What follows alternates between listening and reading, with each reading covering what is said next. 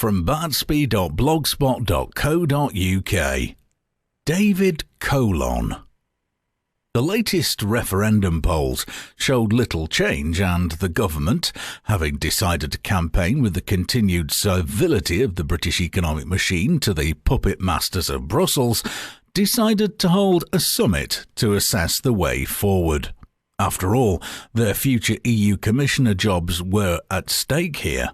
Around the table, various strategies were discussed and a plan of sorts began to come together.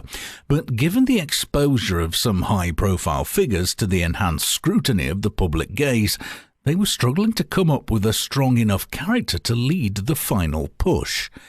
"It's as if we were like the components of one body," said David Cameron, "all working in concert to keep this thing viable," adding, for no other reason than it was expected, going forward.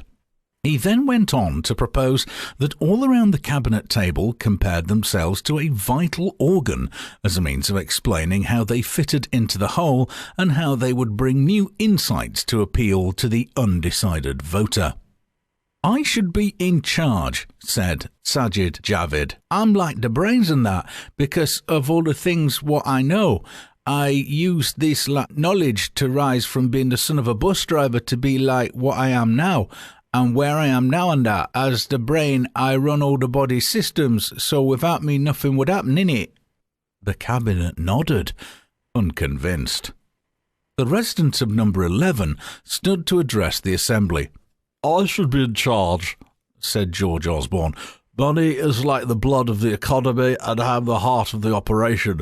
Without me circulating life-giving blood, by which I mean money, of course, all your other functions would waste away. The heart is the most important organ." "I should be in charge," said Liz Truss. "As Secretary of State for Environment, Food and Rural Affairs, I'm like the stomach. My department preserves the life-giving environment so it can grow the food which the stomach processes to give you all energy. Without that energy, the blood is no good and the brain would be starved." Murmurs went around the table. She had a point. Patrick McLaughlin cut in. "I should be in charge," he said. "As Transport Minister, I'm like the legs and I carry the body wherever it needs to go." "Another good point," the murmurs suggested. "Then I am the eyes," said Theresa May. "I send out my security forces and I see everything. Without the eyes, the body wouldn't be able to see where it is going." A flurry of others added their own bids, until a cough was heard from the head of the table. David Cameron was ready to speak again.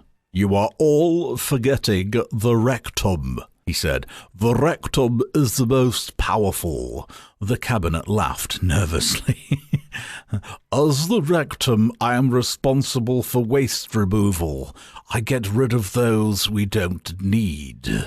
Everybody fell silent, and for a few seconds nobody dared breathe.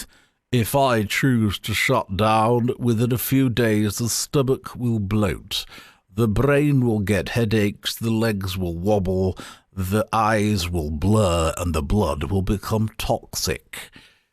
In a unanimous vote it was confirmed he would lead the charge. The moral of this story? No matter who does all the hard work, and no matter how much effort they put in, it's always the arsehole who's in charge.